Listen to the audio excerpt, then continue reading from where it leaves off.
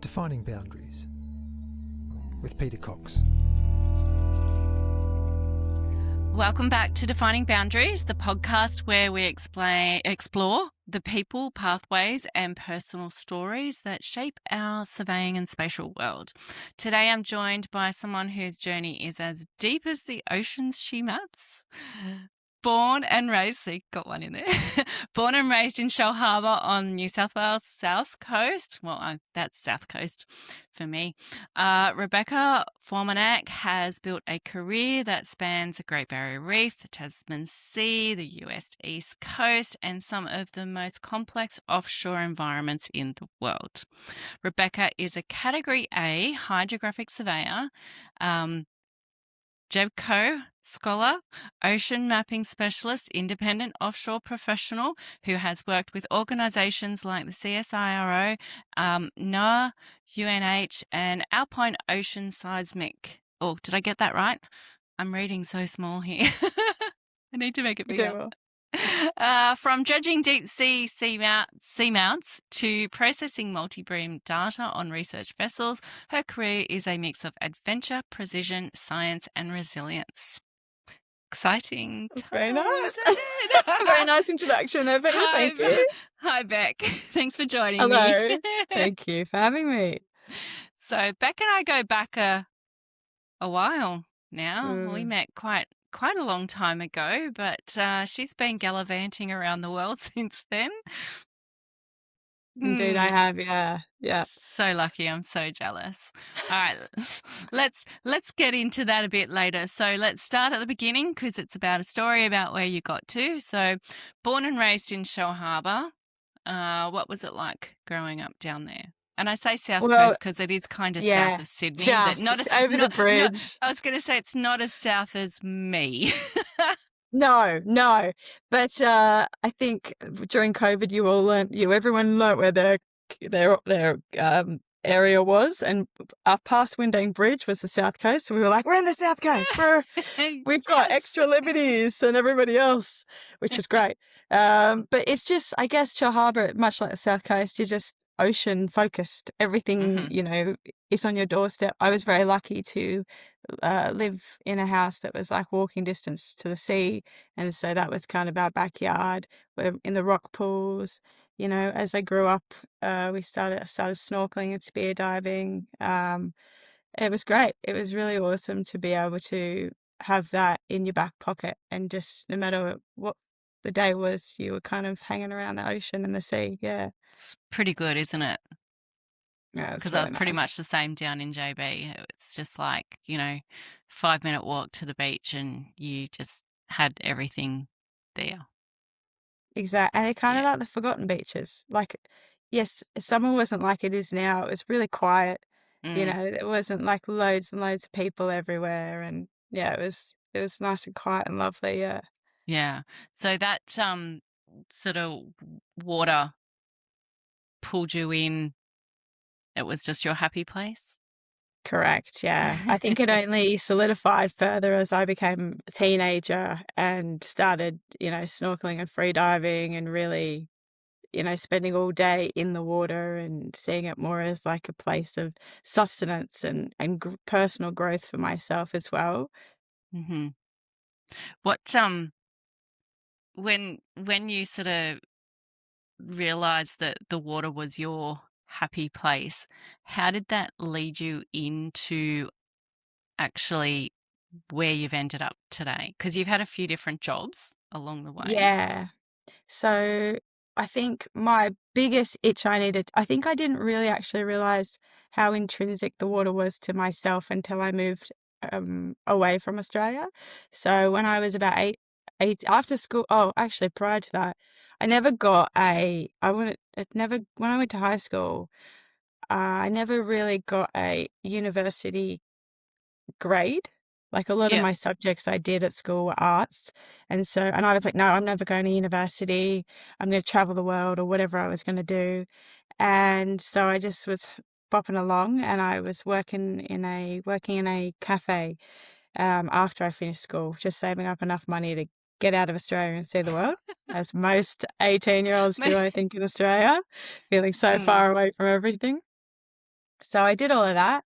And then I went to the UK because I've got dual citizenship. So it made it really easy to be able Hmm. to go and live in the UK. So I went and did that, did the whole Europe thing.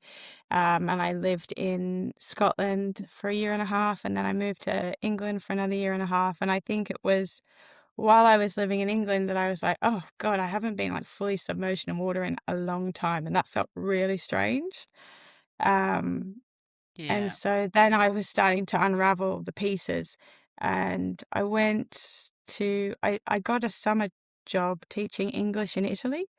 So Hmm. I went to do that. That was great. It was fantastic. We got to live in the houses of the parents of the kids we were teaching. And so we got Oh, this full wow. immersion. Oh, it was amazing. So they would That's like so cook us cool. breakfast. Yeah. And like some of them didn't speak English at all. And I had like done English in Italian in school. So I was like, oh Yeah. yeah, my like Italian's like a 3 because I can say hello, my name is, and how old I am. Soon realized that I was like a -3 when the woman I was living with was speaking only Italian to me, and I was like, Oh my God. Whoops. all the hand gestures All come the out. hand gestures. Yeah. But it was great because I had to learn Italian at that point. So I Hmm. managed to get enough language behind me that I could actually start having conversations with people, and probably the best mistake I ever made, really. Like that. Yeah, it was good. And the That food was great. that's a good question, actually. What's the best mistake you've ever made? That is, yeah. That was That's a great definitely one. one of them. Yeah. Yeah. And so they moved us around a lot. So we were in Hmm. Sicily and then up in the north, and like I went to loads of the major cities just by teaching. And then I kind of wrapped the summer up. I had a really great time, and I was sitting in some botanical gardens somewhere under this big tree. And it's weird because I remember it so clearly. And I was like, what could I? And I was really at a crossroad in my life. Like, what am I going to do next? Mm. And I was like, what could I do in my life that I wouldn't care if I got paid for or not? And I was thinking about it, and I was like, well, I really like the ocean, and I've really liked snorkeling. I was like, I'm not going to make money being a snorkel instructor, so I have to come home and become a dive instructor. And so that's what I did. I came home and I got my open water certificate at my local dive shop, Yep. and I didn't have much money. I think I was working at the local bowls club, and they were like, well, if you can't afford the dive, come back, like just well, you can go out and you can just come back and clean the equipment and fill the tanks. And I was like, great, that's fine, Oh, let's do that. nice. They were super nice, they were super chill. Perfect. And then I told them, I was like, I'm going to be a dive instructor. I don't know how I'm going to do it, but I'm going to do it, or I want to work doing something. And they said, they gave me this magazine, and this was another really defining moment. And they were like, well, look in the back, there's companies in the back, like boats and stuff, and they're always looking for people. Mhm. And so I looked in the back, and I was like, one night I was like, okay, I'll just Google all these places. And there was one company up in Cairns. It was, and I went on their website, and I was like looking, and they were looking for everyone on the boat, all the positions. And I was like, I can't do that. Can't be a first mate. I'm not a dive instructor. I'm not an engineer. I'm not a chef. And there was a hosty job. And I was like, I can do that. Ah, I yep. can do hospitality. And then I just emailed them, and they happened to have a vacancy. And I had a phone call, and they were like, can you come up next week? And I was like, yep, I'll be there. And that was basically how I started working on the Great Barrier Reef. Hmm. Wow. How long did you work on? How long did you work there for? Because you obviously transitioned from the hostie to doing diving. Yeah, I did. So I worked there for just over a year, and we would do we did some great trips. We did some shipwrecks up the coast of Thursday Island. And Oh, yeah, so I nice. worked there for about a year, and then I was like, right, I'm going to become a dive instructor. And I was like, but I'm not going to do it in Cairns because that's not going to teach me enough. So then I was like, I've got to fly back to Sydney and do it the hard way in cold water and murky conditions and shore diving and all the tough things. Can't make this easy for myself. No, no, of course not. No, we have When to you're do in it the the hard most way. beautiful spot, and when you're in the most beautiful spot in the world. But I've been diving them for over a year. So I was like, I remember we went for a dive and we're like, can we just have a nap on the water? I'm like on the sand because we were so tired from working so long. And then we saw this leopard shark go past and I was like, well, I guess we're going to check that out because that's really cool. So I did that. And then I went back up to Cairns and I worked on another different liverboard this time. As a dive instructor. I was out on their day boat a lot doing the dives and that was great. I was like, yes. And then I unfortunately had a bad accident. I had a diving accident, which the doctor said basically, you're not going to be a dive instructor anymore. And I had to reconfigure my life again. And I took another trip because this is how we fix our problems. We cut our hair and fix it and go for a trip. And then, I went to India for 4 months, Sri Lanka and India. Yeah, and did some soul searching there because I obviously thought this was going to be my life career. Yes. Yep. And I realized that, okay, well, I don't know how I figured there was no garden and big tree this time. I don't know where the thought came, but I realized that I was going to go to university. I really liked languages and learning Italian. So I thought, okay, I'll do a degree in language and linguistics was going to be my orientation. And because obviously the ocean was too hard to go, but I lost this love of my life. And how can I return to this? So because I was older and I didn't matter about my high school education anymore. I was able to go as a mature age student. And so I did the entry course for that. Sometimes that's a good thing. I think so. It was interesting because obviously you're in a classroom with 20-somethings, more focused and stuff, which is good. But then you also have to relearn how to learn. Yeah. Which was different because all these kids are coming out and they've done their whatever they've done, and it's basically a lot of it's repeated as well. What they teach at university, so they're already they're on the slide and they're going, and you're just climbing up the rails going, whoo. So it's tough like that. But because I was going to do language and linguistics, which fell in the arts sector, I had to do these certain entry, which was like history, English, and I can't remember what else it was. I can't remember. Australian studies. Anyway, so we did all that and that was fine. And then I was like, okay. Then the week before we were going to university or starting big school, they said, we're not actually going to do the language and linguistics course as a major next year. And I was like, oh, well, what am I going to do? Am I going to just take random subjects and just fill my time? Or am I going to, it's too late to move schools. I couldn't move universities this quick. And what university was that? That was University of Wollongong. Well, at Wollongong, yeah. Yeah. And so I was like, oh, what am I going to do? And then I was like, and then I think maybe enough time had passed that I could swallow the ocean again, or I don't know. And I was like, well, what else do I love? And I was like, well, I really do love the ocean. Why don't I just do marine science? And I talked to an advisor and he was like, well, you can do all of the science subjects under the arts banner and then cross over halfway through the year if you get a 70% average, he said. And I was like, let's do it. So like Friday before school went on Monday, I changed all my subjects and I got like the 8 p.m. tutorials and like the really bad classes. The crappy. Yes. Oh, it was terrible. It was so bad. But I was there on Monday. I was like, chemistry, let's go, let's do it.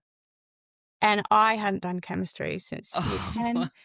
Was not one of my favourite subjects. I ended up really liking it, but I remember rocking up to my class and I was like, I had Googled stuff. And obviously this is way before AI and all that. And I was like, oh yeah, I was like figuring out what an anion is and a cation. Not a cation and an anion. That's how I pronounce cation, a cation. So knowledge base was low on the chemistry level. How many times did you say that before someone picked you up on it? Nobody said anything. Rude, terrible. I know. I would Not have. long. I would have. Thank you. Thank you. You don't know what you don't know. I would have No. appreciated it. So silly.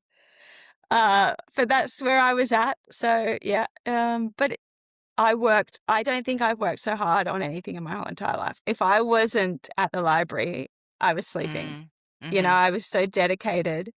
And then 6 months later, I think I got 72% average. So it was necessary. Yep. Like I said, it was the learning how to relearn Yes. that was really difficult. And I Yeah. didn't know, so it ended up coming out well. And I crossed over to science, which is great. It was exactly what I got into the marine science faculty and kept going. Yeah. And so then it was halfway through the second semester and I was looking around thinking there's 4 people in my class in my wow. marine, not like obviously first year classes are big, but the Yes. people doing marine science, there was a very few. And I just thought, is this really the right place for me to be learning marine science in Wollongong? And then I looked into other universities and I found James Cook University in Townsville. And then by the second year, I'd relocated up to Townsville. And I'd obviously lived in Cairns before, so I kind of knew the area. And so spent the next 2 years in Townsville and went much better. It was so much more coral focused, Great Barrier Reef, all the things, I got the kind of nice mix of that. Got to volunteer, go to islands and, do snorkeling with clams and all this sorts of stuff. And it was great. And then, it was the last semester I was doing Marine Science 101 because I'd flipped everything around.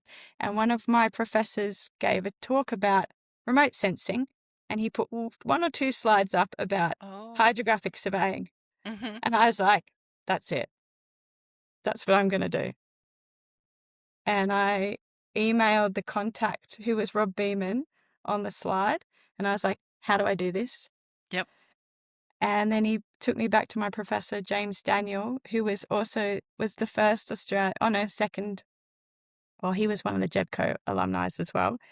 And he was like, talk to him. And then I worked with him and did a special topic. And I was like, this is it. This is the direction I'm going to go in. Nice. So, yeah. Isn't it funny how just one tiny little flicker somewhere changes the direction of your life and your career and all that kind of stuff? Yeah. It's crazy. Definitely. So you finished your university degree? Yes. And then where did you go from there? Then I took a couple of sharp right angle turns. I don't know how this happened. I guess you don't know what you're going to do when you finish university and how the pathway goes, into your career, especially when you do something broad. If you're doing nursing, you become a nurse. If you're doing dentistry, you become a dentist or some facet of that. Yeah. And so I was like, okay, what am I going to do? And I had some nibbles. I had managed to I'd never worked there, but I was going down the route of working at the local aquarium and then working on one of the snorkel boats that go out of Port Douglas because they only did snorkeling and they were more of like a reef education boat. Yep. And so I was like, okay, well, there's some things here. And then I'd met somebody and they worked at a bus depot and they were like, I can get you a job as the health and safety coordinator and environment coordinator. And I was like, that sounds fun. Okay, yeah, I'll go do that then. Because I should work in an office. That's what I should do. I should be I should, I know. You learn that one very quickly. Yes, correct. Shaking your head, Peta. Yes, I'm shaking my head. No. You don't have to. Yes, and I learned very quickly that it was not the place for me. Especially, it was in Bankstown, so it was a 1.5 hour drive on a good day. Oh, no. Yep. So that was killer. And winter was like dark. And I was like, oh my God, it's cold. I was just from Townsville for 2 years, dying. So I was like, maybe this isn't the place for me. So I did that for 6 months. I was only on a contract, like I was temping. Yeah, okay. And so I was like, and they were like, it's finished. Would you like to stay? And I was like, thank you, no, thank you. Yeah. And then it was so serendipitous that the World Hydro Conference was in Sydney that year. Mm-hmm. It was 2018. Right. And I was like, I got to go. Yep.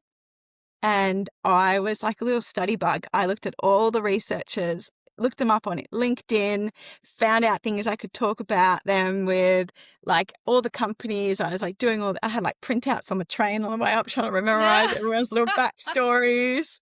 I love it.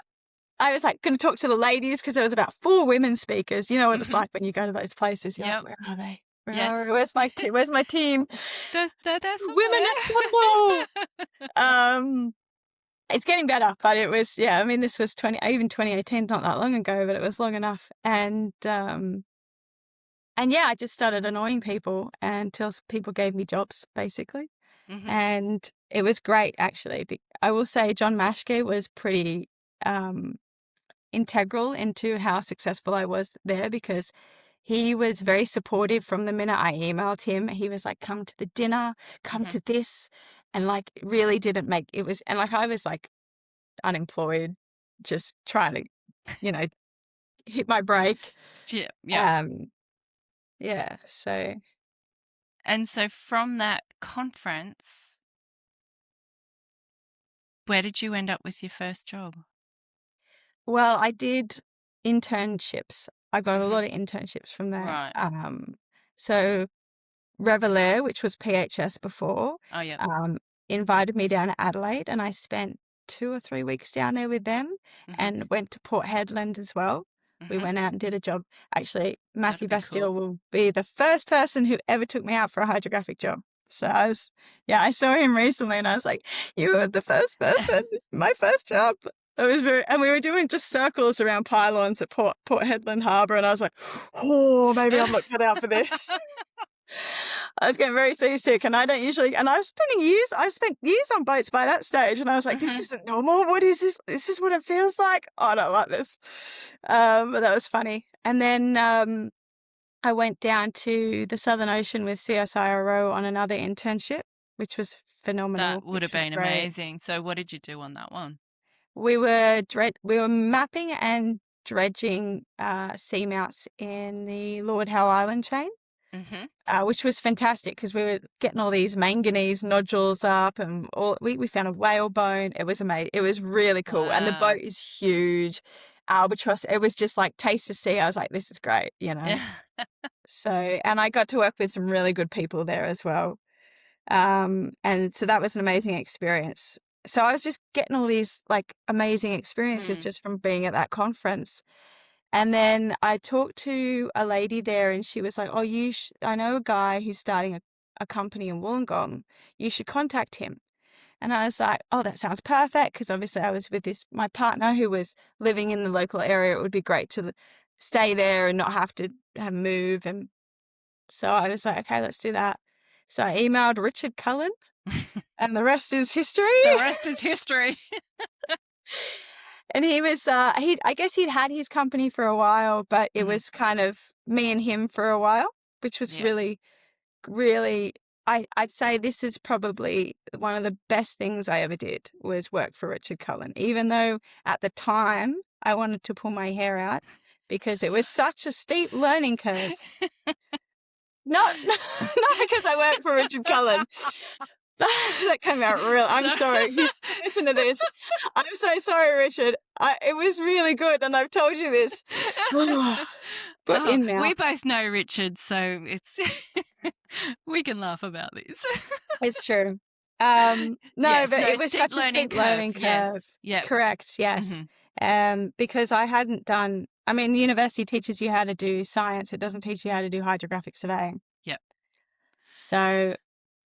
And it was so far from everything you learnt, even if you know how to drive a boat, and I barely knew how to drive that. But it doesn't matter anyway, because then you have to learn how to drive it for surveying. Yes. And that's totally different. Even if I work with really seasoned skippers, you kind of have to micromanage them at the beginning just to help them kind of, So, and I think Richard can attest to it was a steep learning curve, and there were some times in the boats where we were both like, why doesn't it work? And I'm in my mind, not the equipment. but no, we did some really interesting. So yeah, I worked with Richard. It was just us at the beginning, which was good. And then we started taking on more employees, which was really exciting. And we started doing bigger jobs. And what I will always say was one of the best things from working with Richard was not only because it was so small of a company that we got to do everything, like, Yeah. and I, from tendering to deliverables, that was great. But also, Richard was very keen to teach us things, Yes. Yep. the theory of what we were doing.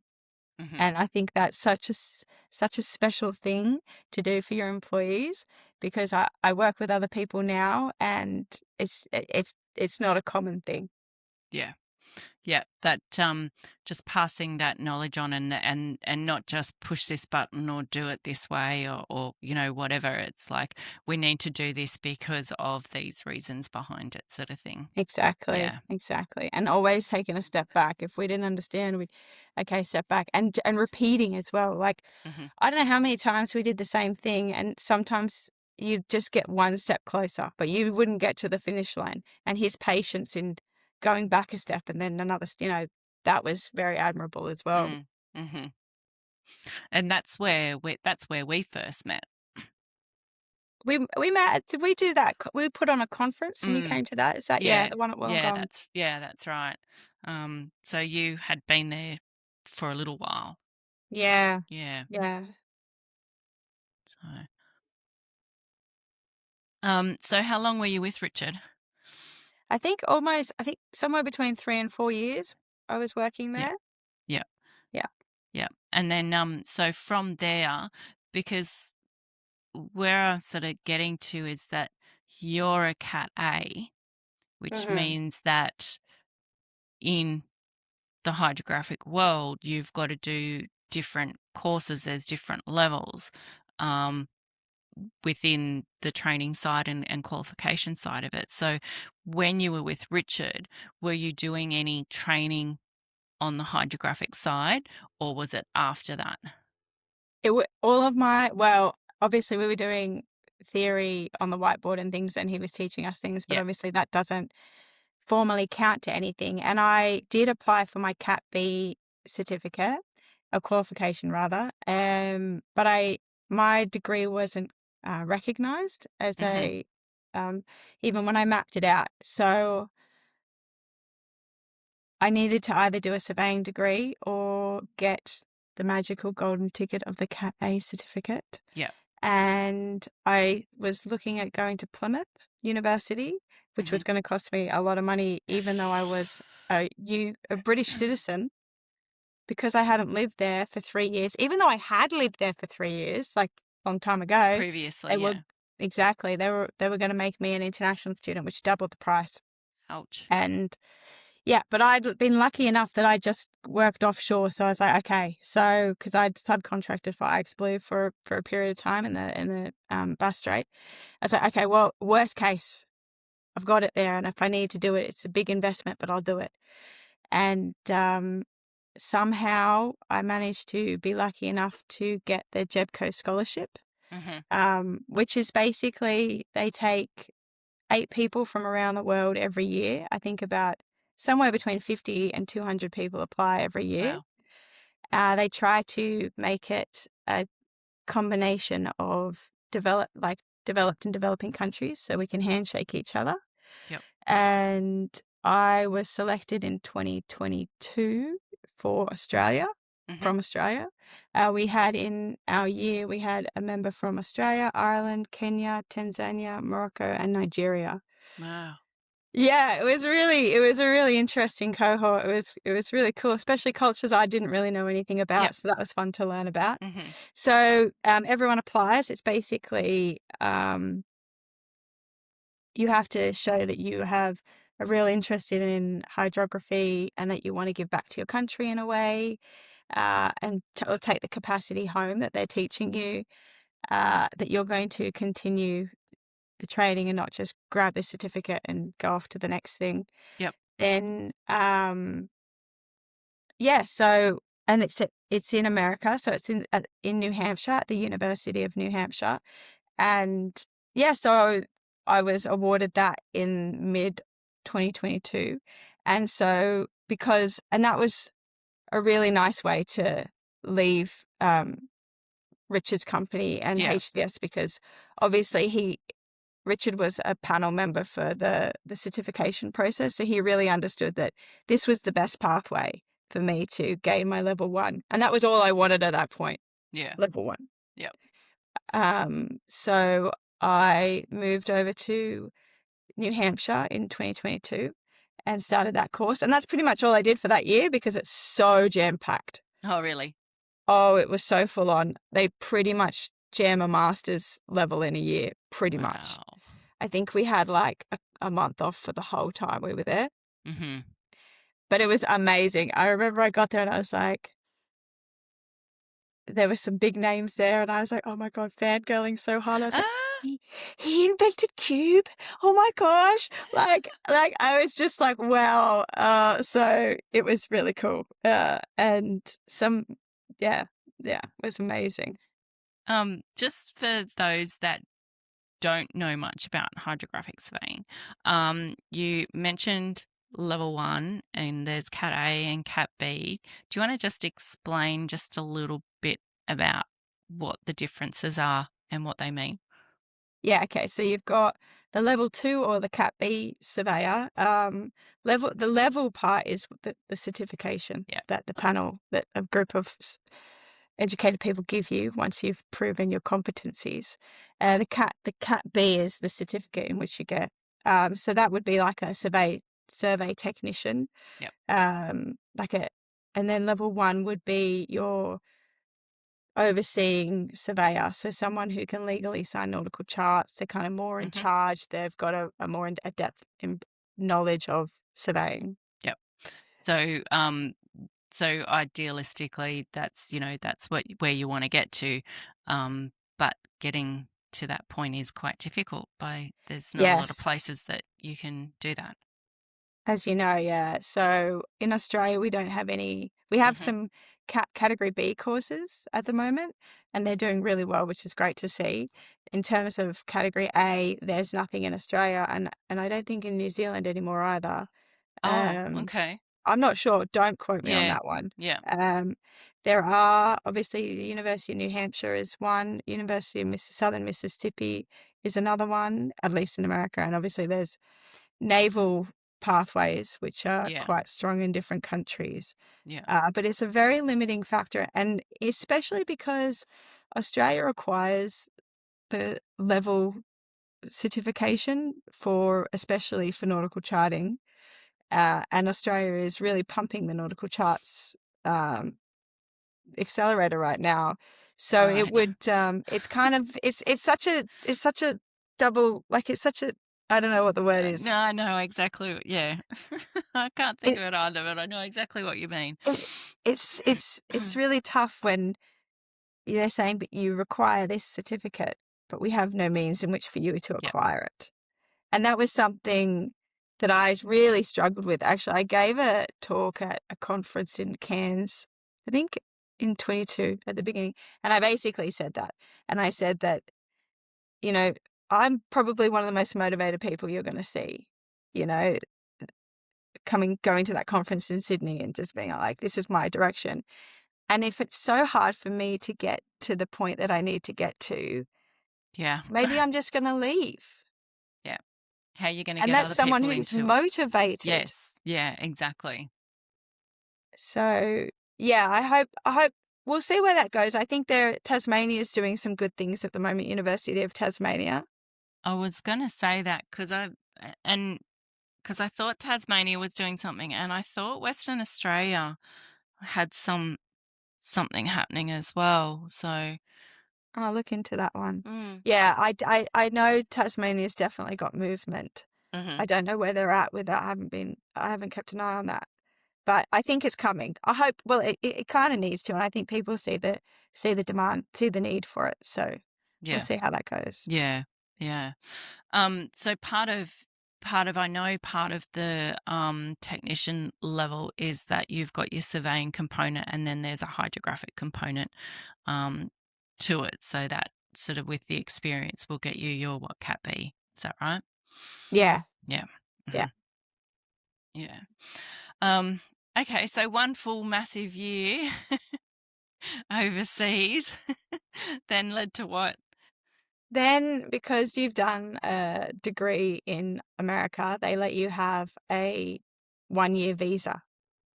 Oh, okay. And I was like, cool, I'm going to just do that. Let's see what happens next. And I think because I applied for so many different jobs. Yep. I went to a couple of conferences again and annoyed some more people. And it seems like my favorite pastime. I'm just really good at it. No, give me a job. Give me a job. Next time, let me follow you around. I want to see how you do that. I remember the first time I asked. I've sweetened it and I've tweaked it over the years. The first time, I don't remember who I asked. I think there was someone from Food Grow at the conference in 2018, and I was like, "Got any jobs?" And they were just like, "Do you want to talk to Jill in recruiting?" And I was like, "That didn't work. I've got to do something different." That was bad. So I've gotten better. Good. So I think it was because I was affiliated with the UNH that I was so successful in just about every job I applied for. It was really, really great. And I ended up going with Alpine because they had they had lots of different jobs and they were doing stuff I hadn't done. So a lot of seismic stuff and sub-bottom and ROVs. And I was like, this sounds great. And also the work-life balance was good. So it was like you go offshore or you'd go to the boat. A lot of the time I wasn't offshore. I was living on land and going to the boat every day because they were smaller size.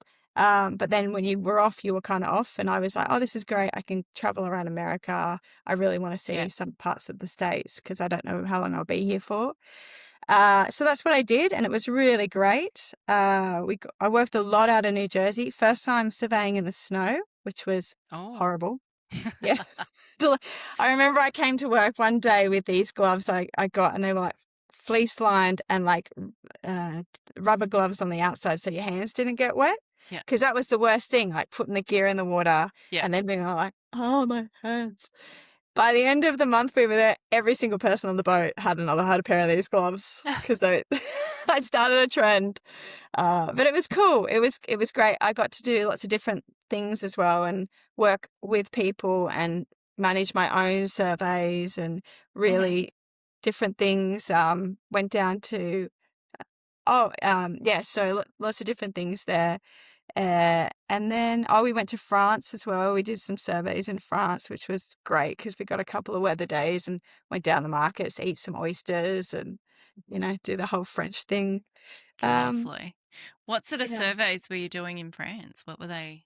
It was for unexploded ordnance. So we were just looking for old bombs. And so that meant we had all the equipment on the boat as well, which was great. And I was processing data for that job, multibeam. But what was really cool was the person acquiring the data was sitting right behind me. So if I had any issues, I was like, come on, let's fix this. And she was like young and a go-getter and she was keen to and it was great to work with actually we worked on with lots of women on that boat. So that was really nice thing to be able to do. Were they from France? The other She was. We had to have a French speaking person on the boat. Yeah. Yeah, because I just noticed that there's more females in that sort of stuff over in Europe and. I haven't worked so much in Europe. I'm hoping this year that I kind of stick more in Europe because. Or next year, this year I was in the Pacific a lot. I find that research as well has a lot more women. Right. So, but that'll be interesting to see. Yeah. Because we're inquisitive. Correct. Yeah. We want to know the why. The why. I was just about to say, and why? But why? I need to know. We do. Okay, so these different companies. So basically, after you were with Alpine, that sort of gave you, more experience, different skill sets and stuff like that.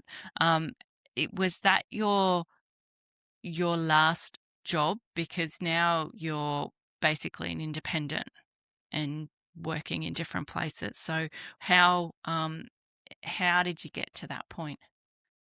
Yeah, so I think I'd always wanted to dip my toe into the freelancing world, but it's quite scary when you don't know what's coming around the corner. Yeah. Especially if you've got, I mean, I'm quite lucky I don't have responsibilities and mortgages and babies, so it's me and I can just do what I need to. So Yeah. after Alpine, I was going to take time off because it had been quite an intense last 2 years, going straight from UNH to full-time work, and it was really full because it was like this week you're here, next week you're there, and it was Yeah. kind of that.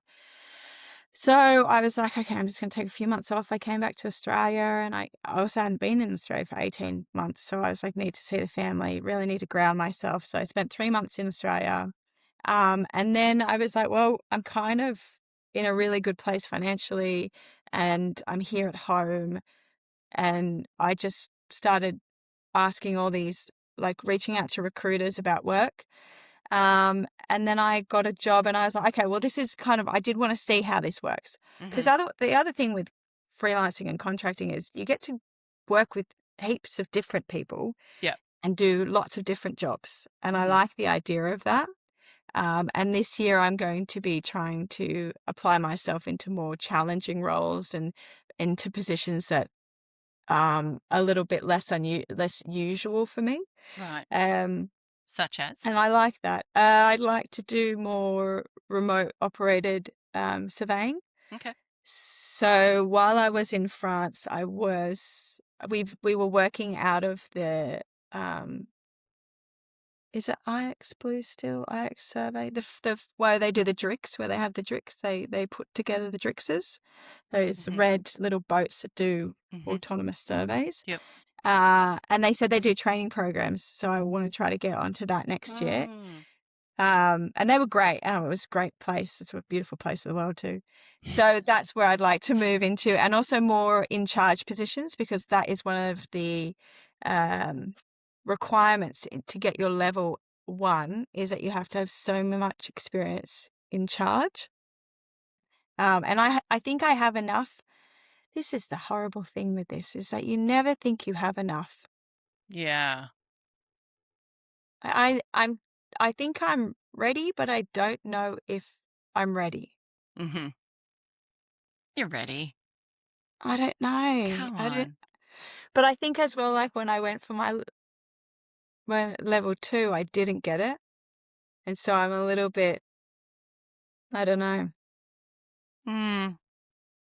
Yeah, but you learn from your mistakes, don't you? Yeah. But you have to sit in front of the panel and pledge your case and say that, and answer their questions, their knowledgeable questions. Sit there and hound people for jobs. God, you can do this. I'm not yeah, but I'm the annoyee, not the annoyer, not the annoyee. But anyway, so yeah, that's how I. But so yeah, and then just jumping from jobs. Yeah, I don't know. Yeah. So now that you're in Australia at the moment. Correct. You're heading back to. Did you say Ireland? Ireland, yeah, just Yes. south of Dublin, yeah. And so have you done any sort of work from that area? Not presently. I somehow, I don't really remember. Oh, that's right. When I was finishing up in America, my dad and I went for this awesome 1-month road trip through the States. It was really cool. Southwest, Grand Canyon. And I finished up on the east. It was, yeah, you've just been, it's a different world, but it's really cool. Oh, I wish I could see all those things. I see the inside of bloody conferences and motels. That's about. Although no, I did do Mexico, so I did travel Mexico. Oh, that's cool. About on the Baja or? So we were in Puerto Vallarta for a week, and then we were over on the East Coast, Cancun. Don't go there. Don't like it. Yeah. But heading down Playa del Carmen, Tulum, in between there and Chichen Itza and everything, like travelled all around that area. Oh, that would have been It cool. was beautiful. Food And would have then, been great. yeah, it was different for sure. It was very Mm. nice. So yeah, I get that travelling thing. Yeah, yeah. So we finished up on the Side West quest. Coast. Yeah, always. There's always something going on over here. Where am I going next? What was that? Yeah. I'm sorry, I have to go over here. I must take an extra time while I'm there. So then I was over on the West Coast, and someone from the Jebco community was like, "I need a surveyor." That's basically what we do. We just call out in a megaphone, and somebody answers. And actually, I wasn't the first person. I think I was third down the list, Mhm. and it was to go and work with Inkfish on their boat Dagon in where were we? Tonga.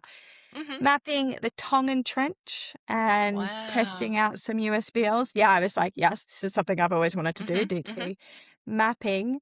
So I went and did that, and then they have another boat, and they were like, "Oh, would you like to come and contract for us on the other boat that's also in the Pacific for a couple of stints?" And I was like, "Yeah, that'd be great. More deep sea mapping, not as deep, obviously, because one's a coastal boat and one's a deep sea boat." How deep are we talking about when we talk about deep sea mapping? 11 kilometers. Yeah, it was 11, about 12, almost 12 kilometers. Yeah. Wow. They have a sub that actually goes to that depth. So they took the submarine down. Oh, cool. Yeah. Yeah. No, I didn't go in it now. No Jacques Cousteau over here, but you got to be pretty special to be able to go. I mean, it takes all day to go down there. Yeah. So pretty scary. yeah. Yeah, I know. So, so I ended up working with them on the Pacific side. And then, so I've been bouncing from Ireland to the Pacific all year, which has been a long journeys, but yeah, it would be. Yeah. So doing all of these different types of surveying, what would be the one that has been the most interesting for you? You know, it's funny. One I talk about the most is when I worked for Richard, we did these rivers in the western New South Wales, and it was like literally in these little tinnies, which is like this is the Murrumbidgee, George. That did Why my did you say head that? in because I was there too. We did one, but I didn't work with you on that. No. I had my own sections. Did you really? I loved it. I loved it. I had teams. Working I had a team doing a section, and then they'd do another section, but then they would leave areas, and I'm going, why didn't you pick this up? Oh, we just couldn't get it. I'm going, no, that's not good enough. So I tramped down. You should have had us on the job. No, well, you had your own sections. I've heard of some of the issues you had with yours. No, I traipsed down there with the boss's son, who was learning to be a surveyor, who was a field hand at that time because there was no one else. We had our 2 cars, we had a canoe, I had my paddle board, I had the GPS, the sonar and everything, and we went down and we went and surveyed all of these little tricky areas around parts where they just went, oh, the boat won't go there, and they didn't even bother trying to do anything else. So that was my experience in hydrographic surveying, and I seriously, because I'm a water baby, I love the water, and if I had my chance again, I would be a hydrographic surveyor. Oh, hands down, I would be a hydrographic. It's not too late. Come and join. You're like 3/4 of the way there. Just you're wondering what to do next. Come be the hydrographic surveyor. Why not? Oh, maybe I should look into that. Anyway, but yeah, tell me your story of the Murrumbidgee. I love how as soon as I said that, you just went like this. You just head in hands. Oh no, are you thinking what I'm thinking? Okay, so for me, I loved it, but they gave me a team that They gave me a boat that wasn't suitable, with an engine that wasn't suitable, with people who'd never been on the water before, Oh, doing the job the wrong way because that's how it was written out. And I'm like, no, they were trying to survey the river going downstream, and I'm going, this is not going to work because you're not going to get the pattern that client no. requires. You've Yeah. got to do this, you've got to do that. But you've given me a 2-stroke engine in a Oh, river yeah. where We had you've a got to go two-stroke. slow. Yeah, well, But we did. Yeah, I get you. I know. you know, Especially if you're going downstream, you're stuffed anyway. but Yeah. a 2-stroke is just not. You needed a 4-stroke. You needed a flat bed bow. Yeah. I'm just like, Well, why didn't you ask me all these things before before you put it all together and then go, here, you project manage that job. yeah. Good luck. Yeah. Good luck. So it was Project managed it was, failure. yeah, it was interesting, that's for sure. It's funny. You're like, oh, the boat wouldn't go down there. And I remember I was in welly boots with a line, just like walking the boat into the water because I was like, no, we must go and endeavor to get everything. Yeah, I loved it because I guess we had areas where we were in charge of, like, for a while I was kind of leading the thing, and I loved it because there was so many limitations into actually getting the job done. Knock, knock, farmer. Can we please use your land to launch our boat on? Yes, you may, but you can't do this, and this. And okay, no worries. Okay, here's our radio total station. Yeah. And it can only reach 7 kilometers. So you can only go plus or minus 7 k's from this thing that's giving our positions. Okay, no worries. The GPS. Yeah, the GPS. Okay, cool. No worries, because there's like no signal as well out there. Nope. Oh, and then, by the way, you're going to have to pick the boat up over logs. I remember one time the boys had to take the engine off to get it underneath a tree. At one point, they had to pick it up and take it around the bank of the river to put it back in the water because there was that much obstructions. Once you'd passed something, you were like, let's hope we can get all the way, or we've got to do all of this again at the end of the day. Yep. And you had to factor all of those mysterious things into your day, still making sure everybody was like gone by this time, back at this time, and had time to, at least and like, I remember we would be in the boat and like great days would be like, oh, what are you going to have for dinner at the pub tonight? Like that was like the most, but it was one of the best things. Me and Marcus, the younger fella we had. Yeah. I think you taught him. I taught Marcus. Yeah. We were sitting in the boat, and if he hadn't been there, I wouldn't have believed it happened. This eagle came out of nowhere, and like it's so beautiful that you've got the river and these gum trees. Just that's all you can really see. Yeah. This giant eagle let out this giant scream and flew over the top of us, and I just remember sitting there like mouth agape, and then we looked at each other like, that really happened? Yeah, that really happened. I'd never seen a bird bigger in my whole entire life. It was amazing. I thought, I'm going to throw my drone up and have a look.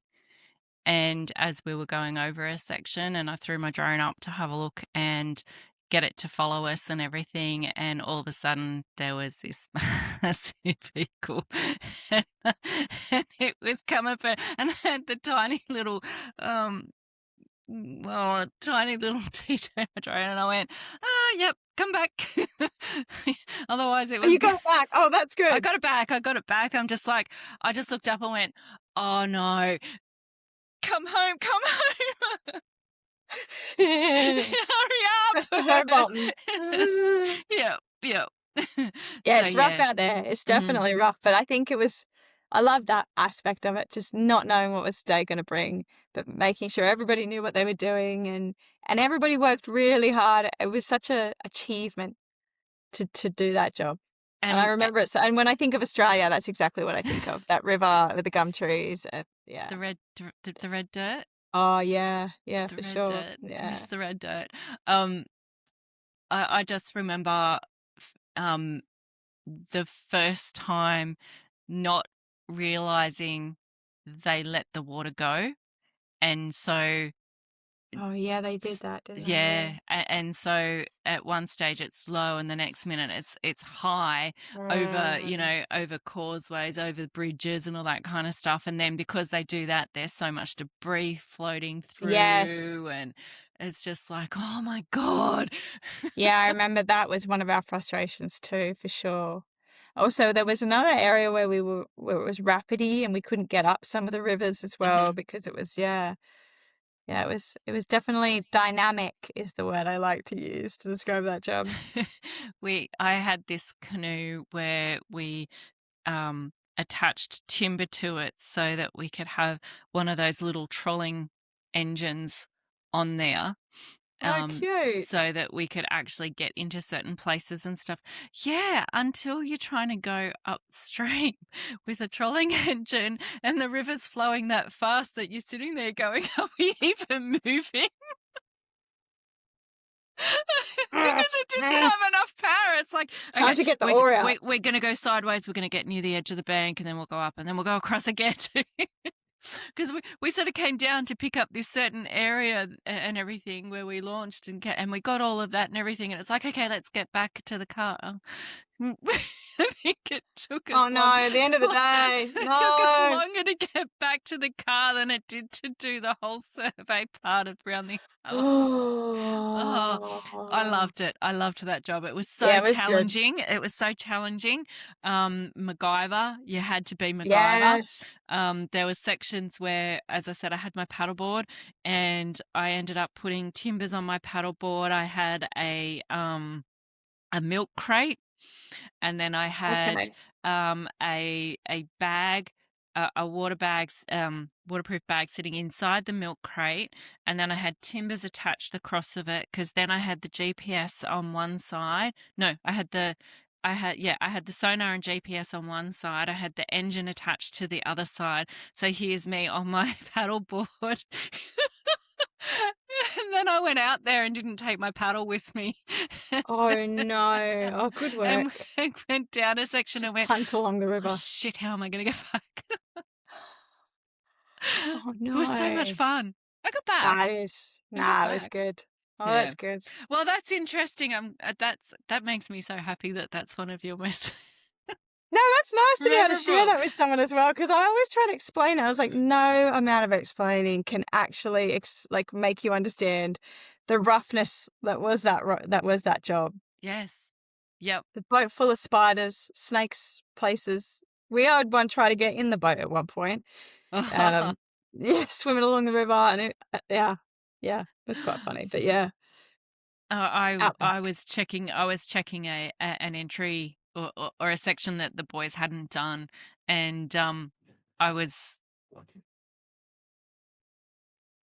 driving past. I thought, I'll just stop here. I had no boots on or anything. I just, my shorts and shirt and everything. Jumped up on a log, and there goes a snake away from me. Oh shit! Back in the car, boots on, gaiters on, pants, gaiters on to go back in. I went, oh my God! I didn't even think about the snakes. Oh yeah, it's full on bad there. Yeah. Yes, but I saw a platypus. That was my. Oh, that's awesome! We did not see platypus, and that was that's right. Really that cool. was right at the end, our last day. Platypus. That's cool. Nice way to end. Nice way to end it. So, anyway, stories, aren't they fun? They are. So with all of what you've done so far, what's sort of a piece of advice that you've been given by somebody that has really resonated with you? Oof. I don't know. Gotcha. Yeah, you do. I don't know. I think sometimes it depends. I think when things are getting really hard and lots of things are going wrong in a job, not to get too emotionally invested in the project, because sometimes then you just get too frustrated with the job. But I think from like a career perspective as a whole is like, yeah, I don't know. There's probably been so many, actually. Like, What about oh, worst? okay. Well, I think, no, I've got one. Especially when it comes to like checking things and making things correct. It's like, try to get people to prove you wrong. Like if, ooh. so if you've done something, if you've done, your DIMCON, or you've put your equipment, your survey gear in, get someone to check it and say, I want you to find the mistake, or, Mhm. even if there's none, they're going to do a good job. You want people to prove you wrong. And then if they do, that's great, because then you've learned something. Yeah. And if they can't, that means that you've achieved what you needed to achieve. Mhm. That's a good one. Yeah, I Yeah. think that was, yeah. Because yeah, you're always, double checking and questioning and things like that. Is there something that sticks out of the worst advice that someone's given you? That's the way we've always done it. Oh. That I get quite often, especially working for random, like different companies, Mhm. Mhm. and especially because what I'm doing right now is actually contracting for companies that I'd like to work for full time. Okay. And because I like to try before I buy, just from Yep. other places. And so when I get that as my response, I'm usually like, okay, this has been great. Thank you very much. Yeah. Yeah. Because we're only as good as what we want to achieve. And if maybe there's something that and sometimes it's like, I don't understand why we're doing that. Why are we doing that? Mhm. And that's not very good. I don't like that answer. Yeah. Yeah, that's a really good one. Um, Toughest challenge that no, the best lesson that the ocean has taught you.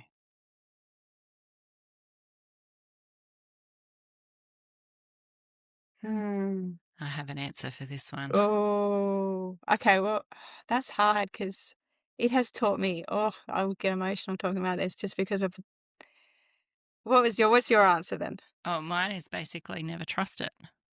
Yeah, I was thinking It's that, but I was going to word it differently slightly. um to always be aware. That's good. I was going to go that it's always there, even Oh, though sometimes it's turbulent and aggressive. It can also be fantastical and mystical and beautiful oh, and shiny. so much better than my answer.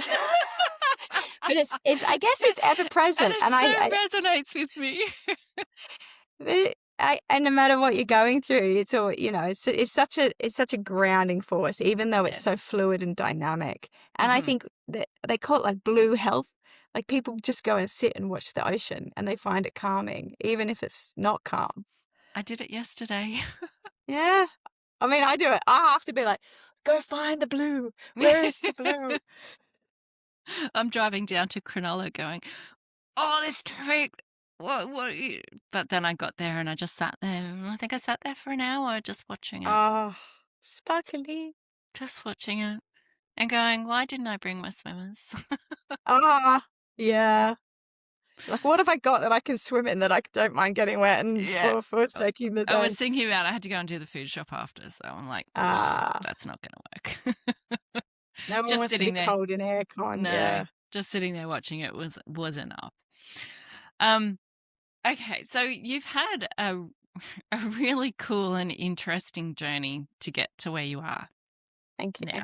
you. You should be really, I think, really proud of where you are at the moment with what you've achieved and everything. Um, and I hope that your story and journey resonates with people, and maybe I'll go and look into it too. Still not too late. I'm too old. I'm too old. No, no, don't be ridiculous. um, but one thing I want to just touch on is really, can you really explain what a hydrographic surveyor is and does? Because we've kind of talked about your journey and the bits and pieces. Yeah, What's an I think explanation it's of it? so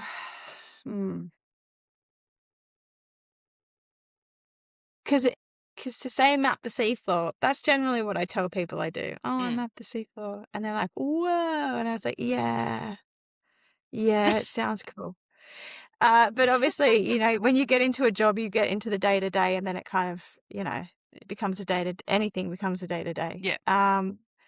But I guess there's so many different elements of what a hydrographic surveyor is. Obviously, you have the surveying aspect, which is the overarching. We need to make sure we know where we are in the world, and we need to know where we are accurately and precisely, and that will change depending on the job that you're doing. If you're out in the deep sea somewhere, it's probably not going to matter that much if you're a meter away. If you're in a port or harbour, then it's really going to matter if your rock is 1 meter difference from where you say Yep. it is. Mm-hmm.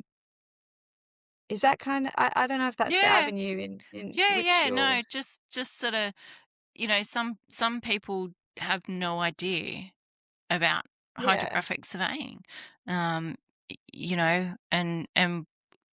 it's different to surveying in the sense that we're on the land, you're on the water, and there's yeah, different aspects to it and stuff like that. yeah, So, um, yeah, it's I think you've sort of said it. Mapping the seafloor and stuff like that.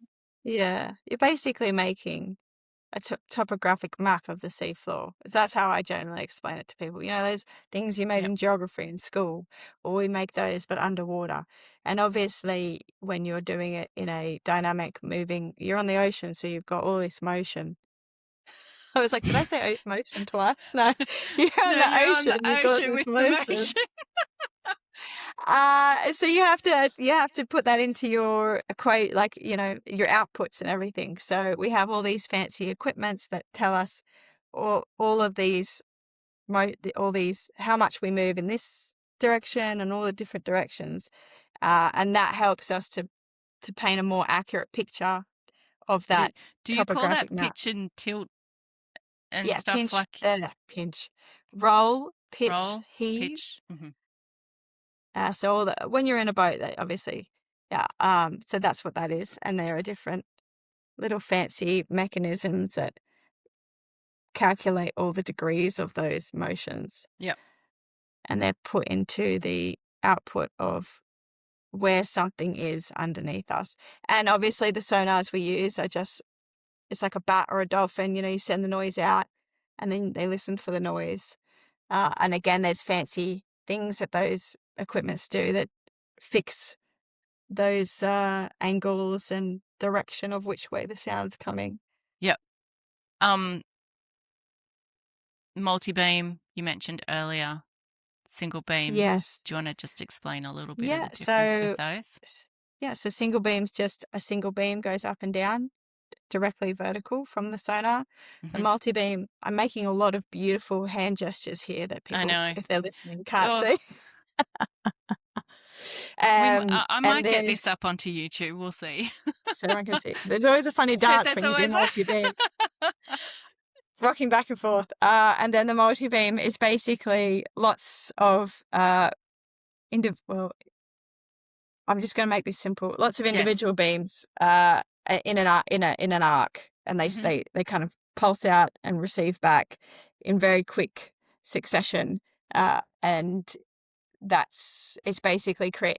If you want to make it in your mind, imagine a pulse of sound going down in a line, and it hits the seafloor, returns back up to the multi-beam and is received. So there's a transmitter, a receiver. Transmitter sends out this line of sound. The receiver receives that line of sound, does some funky math and tells it we've traveled this far. And then kind of those lines, as you're traveling along in a boat, create many, many lines Yep. of bathymetry and create a more 3D image. Cool. What about technology? Have you would have seen some really different types of technology from when you started? Yeah, I think I have only been here for a short time, so I think But I've been lucky enough to work with lots of different stuff, Mm-hmm. from those single beams to multi-beams and sub-bottoms, so they're actually penetrating the seafloor, and then into more seismic stuff where it's really penetrating the seafloor and where you How have to far would work it? with all. How far would it penetrate? Oh, I'm not sure how. I mean, it can go thousands of meters, I Mhm. guess, hundreds of meters. I'm my job generally is quite segregated when I work on these kind of boats. You Yeah. have someone that's really focusing on that, and I'm more on the navigation side. Yep. Um, but yeah, I guess it tends to hundreds of meters depending on what the equipment is. Mm. It's great because you get to see. So imagine you're looking at a cliff, big rock cliff, and you can see all the layers in the rock Yep. from the different geological time period. That's what we get to see in the seafloor. Wow, that's so cool. Yeah, it's really cool. Mm. Yeah. Well, what what sort of motivates you to keep pushing forward in different areas? That's a good question. I think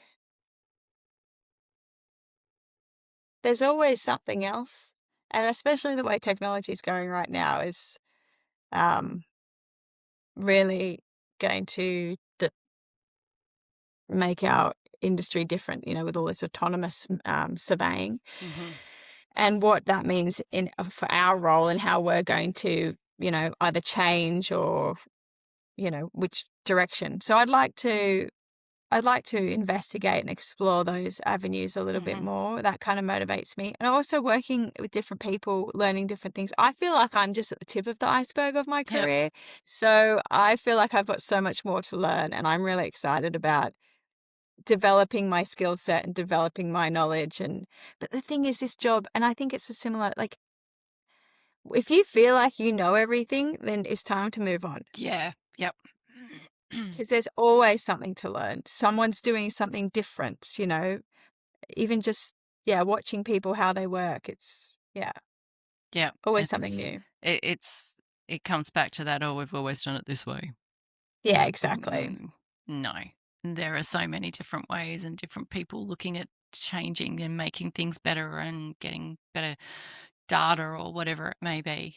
Excuse Mm. me, my voice is going. Great time for it to go.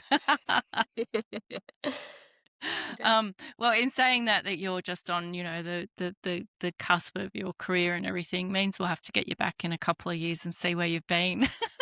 I was thinking this should be part one. We'll do a part two in 10 years. 10 years. Oh God, am I going to be doing this in 10 years? Yeah, I hope so. Let's keep going. Okay. All right. I'll see how I Couple of go. years. I'll see how I go. Working on and off boats, doing stints out on the ocean or the rivers or wherever it may be. How do you manage that work-life balance and decompressing, getting off a boat and things like that? Because Yeah, I always it's different. it is. And when I work with people, I always say, like, what's the first thing you do when you get home? Or what's the thing that you want to do? Like, because it is hard, especially when you're away from everything.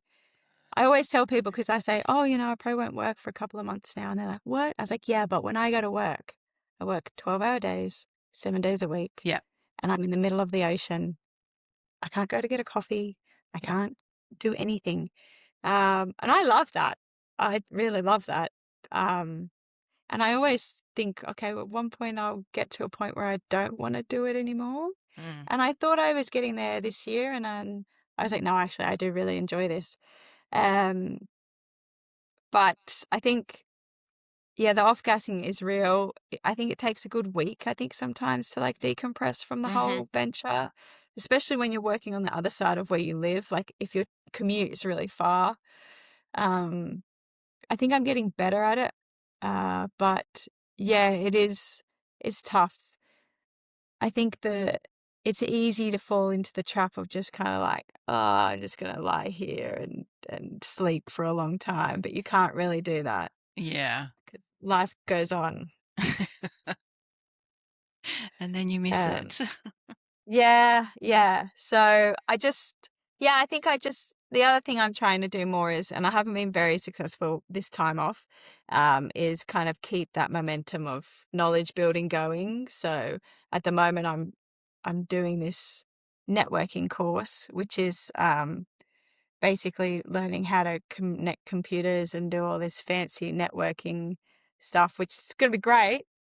But I've got to keep that momentum going, and I think that's something that's hard to do when you're out of that work environment. Is keep that schedule, because you're so routined when you're offshore. You wouldn't know a day from another day if you didn't write something down or something chaotic happened, and that is good because it makes the time go faster, especially if you're out for a long time.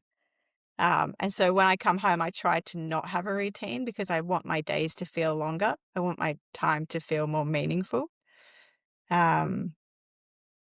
So I think maybe I have to find a balance a little bit more in that.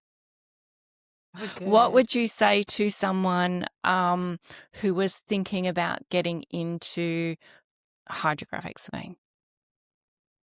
I think you have to be persistent Mm-hmm. and probably, depending on your background, quite tenacious and determined. Okay. Because I mean, all the good things. It's fun, it's dynamic, it's alluring. You get to work in amazing places with incredible people, and you're never going to stop learning. But you have to try. I think someone has to give you a break, or you have to you wedge yourself in there somewhere, because I think there may be the opportunities aren't so widely publicized. Yeah, I would say that would be the biggest challenge for somebody who wants to get into the industry. Yeah. Okay. Some companies, you see them say that they do hydrographic surveying, but I kind of question if they actually have the right qualifications and stuff. Have you come past that before? I think when I was working for Richard, that kind of come up a little bit, especially like applying for tenders and things. Like you'd find out the company maybe didn't really know what they were talking about, because one time they had somebody come in and do this and they did it this way, and we would have to be like, oh, okay, well, that happened, but it's not correct. Yeah. And then other companies I've worked for where I was like, I think we aren't doing this correctly, and then the kind of thing would come back of, okay, well, we've always done it like this, and yeah, I think it happens. I don't think it's like a very common thing. Like, I don't think it's like super common, but yeah, I think it probably does. It's hard. I just try not to linger too long in those environments, Yeah. Yeah. Okay. So we've been chatting for quite a while now. So something, I know that you love the water. Do you have any regrets about choosing going into this profession? No, that's not something that ever crosses my mind. But then I think as well, like, I found it later in life, so I was like, yes, Yeah. that was the defining moment. Any last words? If you're thinking about it, just do it. And I think, like, it's really awesome. And I think that it's such a unique style of person that comes into this world and the hydrography world, and it's great. So everyone's so unique, and the work is really interesting, and you're going to learn things, and yeah, it's a really fun environment to work in.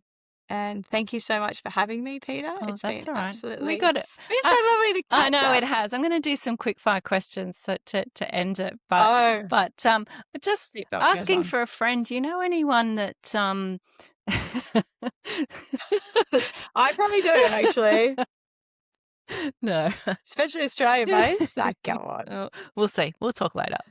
We'll talk offline. Okay. All right, let's close this off with some quick shots. All right. So Okay. yes or no, hot, cold, whatever. So tea or coffee? Tea. Ooh.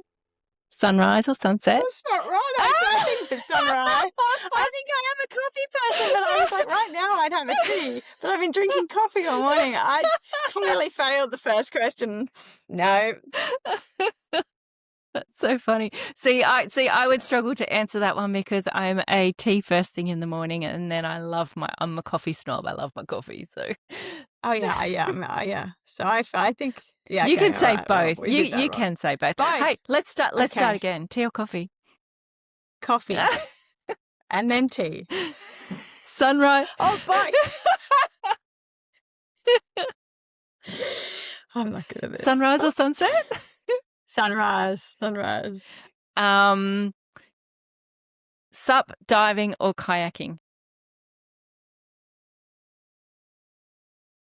Supping. Oh, we'll have to go supping sometime. Oh, yes. I got my board down there. Nice. All right.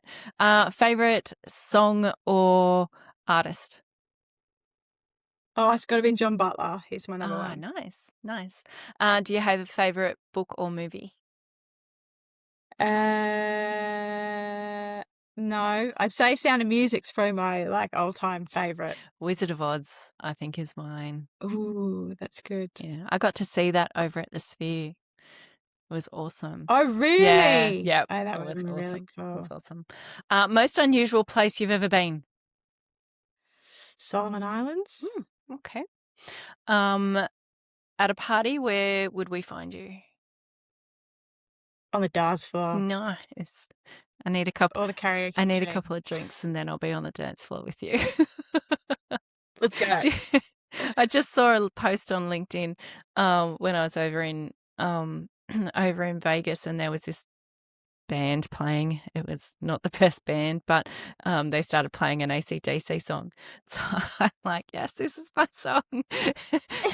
Yeah, and the mention that I got in this LinkedIn post was me on the dance floor. I'm going, I spoke about all of this stuff about, health and looking after yourself, and resonated with everyone. And Peter, dancer to ACD on the dance floor. I went, great. You looking after yourself on the dance floor. It was.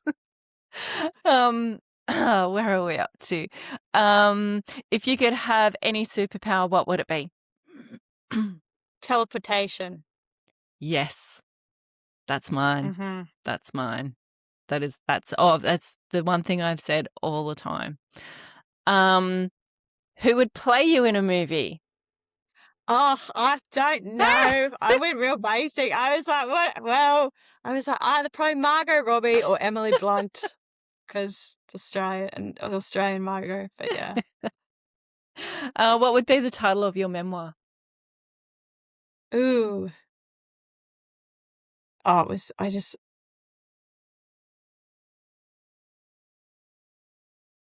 Oh, that's really, wow, that's hard. I don't know. Water baby. The sea becomes her. Oh, I don't know. That sounds like it's already a title for something. It might be. Maybe I might have to check that. On a scale of 1 to 10, how cool are you? How cool am I? Oh, can I just go for like a 7? I think I'm pretty cool. I'd take that. I'd go higher, but anyway. Thank you. Would you rather explore space or deep sea? Oh, deep sea. Yeah, definitely. All right. That's it. I'm done. Oh. I'm done. We're done. I really failed those quick fire questions there. Started. It's all a bit of fun. All a bit of fun. That was great. All right. So, Rebecca, thank you so much for joining me today and for sharing your story. From Shell Harbour to offshore vessels, from dive instructing on the reef to mapping the deep ocean and everything in between. So your journey is a reminder that careers aren't always linear, and that boundaries often define our growth, and that curiosity can take us to places we never imagined. So sometimes thousands of kilometres offshore. That's beautiful. To everybody listening, if you'd like to follow Rebecca's work, you can find her on LinkedIn. and check out, what was it, Global Effort? Is that was you mentioned about, I have a question in there about any foundations or things like that. Yeah, Seabed 2030. Seabed 2030. So she proudly supports that, so you can go and check that out. Thank you for tuning in to Defining Boundaries. If you enjoyed this episode, please share it with your colleagues, students, friends, anyone who might be considering a career in surveying and spatial world. Until next time, stay curious, stay kind, and keep defining your boundaries. Thanks, Beck. Thank you so much.